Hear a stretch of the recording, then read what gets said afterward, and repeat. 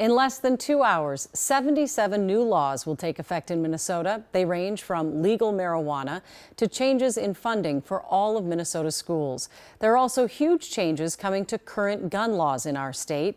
Sammy Selena explains what's happening. There are three major changes starting tomorrow. Expanded background checks go into effect, as well as increased penalties for machine gun possession and modifications. Starting January 1st, the red flag law kicks in. Let's start with the background checks.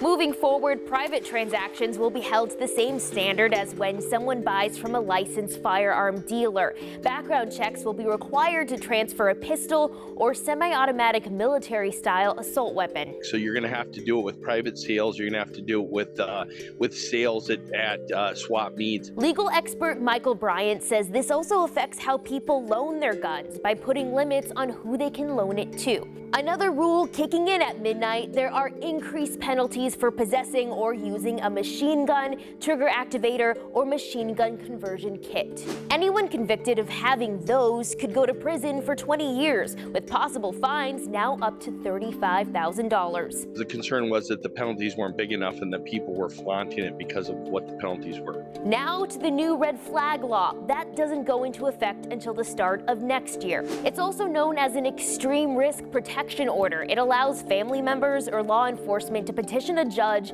for an order to temporarily remove guns from a person who may be a threat to themselves or others. Well, there's already litigation going around the country, whether or not they can force sheriffs to enforce it, whether or not, you'll have a shooting that later on happens. We're already seeing those stories from other states. All three changes were part of the public safety package that passed the Democratic-controlled legislature.